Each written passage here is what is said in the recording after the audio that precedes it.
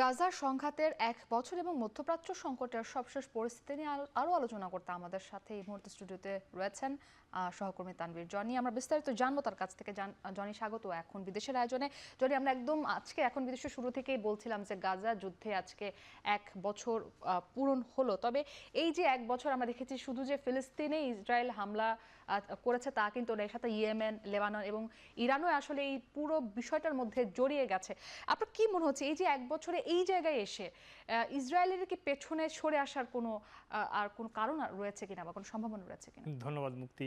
আমি যদি এই মুহূর্তের কথা বলি, এই মুহূর্তে আসলে মানে এক বাক্যে বলা যায় যে ইসরায়েলের পেছনে ফেরার কোনো সুযোগ নেই। কারণ এই 1 বছরে তাদের অনেক যেমন সামরিক শক্তি বা বিনিয়োগ, আর্থিক এবং প্রাণহানির ঘটনা ঘটেছে।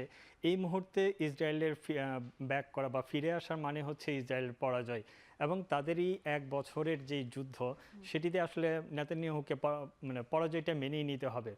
যদি আমি বলি যে তাদের যুদ্ধটা আসলে মূল লক্ষ্যটা কী ছিল, ইসরায়েলিরা মূলত দুটি উদ্দেশ্যে এই যুদ্ধটা শুরু করে। একটি হচ্ছে যে হামাসকে নির্মূল করা, এবং হচ্ছে জিম্মিদের মুক্তি করে নিয়ে আসা। আর এই 1 বছরে যদি আমি তাদের পর্যালোচনার একটা বিষয়গুলো বলি, যারা বিশ্লেষকরাও বলছেন যে সেটা হচ্ছে যে আদৌ কিন্তু ইসরায়েল তাদের লক্ষ্যটা পুরোপুরি পূরণ করতে পারেননি। কারণ হচ্ছে তারা জিম্মিদেরকেও সবাইকে মুক্ত করতে পারেনি। কারণ হচ্ছে যে এর মধ্যে আমরা দেখলাম যে মাঝখানে একটা 6 দিনের যুদ্ধবিরতি হয়েছিল, সেখানে প্রায় 117 জন বন্দি বিনিময় হয়েছিল।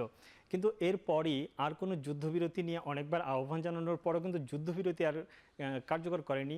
যদিও ইসরায়েল বারবার দাবি করছে যে হামাসের কারণে সেটা যুদ্ধবিরতিতে যায়নি। তো ওই যুদ্ধবিরতির সময় কিন্তু বন্দীদেরকে মুক্ত করা সম্ভব হয়েছে, কিন্তু এরপর যা ইসরায়েলি যে আগ্রাসন গাজায় চলছে তাতে কিন্তু আসলে মানে বন্দীদের মুক্তির বিষয়ে কোনো অগ্রগতি নেই।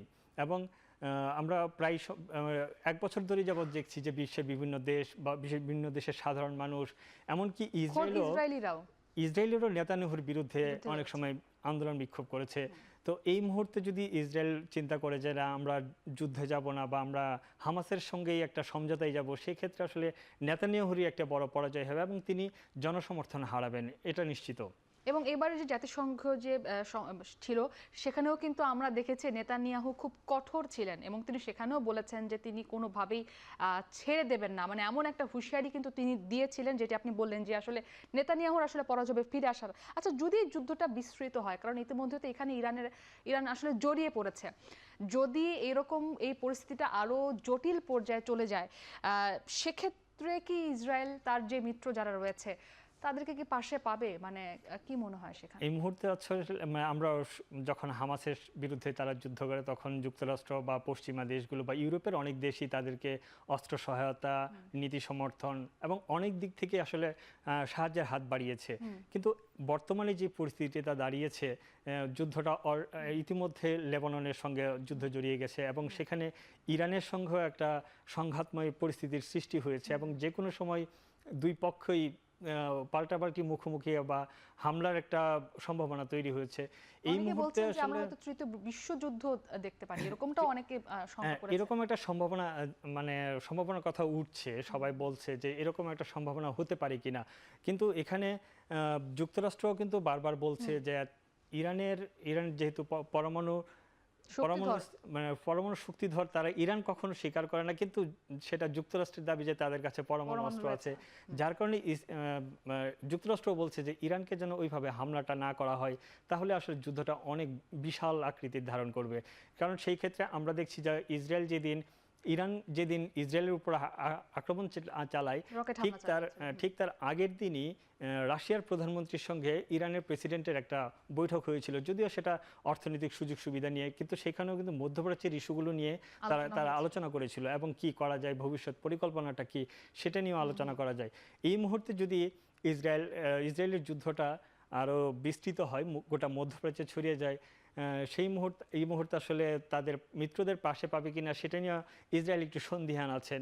কারণ হচ্ছে সামনে ইউএস নির্বাচন, সেখানেও হচ্ছে যে একটা প্রার্থীরা একটা এবং শুধু বিবেচনা তাই করছে। নয় জনি, আমরা কিন্তু দেখেছিলাম রাশিয়া এবং ইউক্রেনের যে দ্বন্দ্বটা শুরু হলো সে সময় দেখেছি পুরো বিশ্বের অর্থনীতিতে কিন্তু বড় রকমের একটা পরিবর্তন এসেছে। জি। সেক্ষেত্রেও কিন্তু অনেকে দুশ্চিন্তা করছেন যে যদি আবারও কোনো একটা যুদ্ধ শুরু হয় সেক্ষেত্রে অর্থনীতি, বিশেষ করে জ্বালানির সংকটের কথা কিন্তু অনেকেই বলছেন।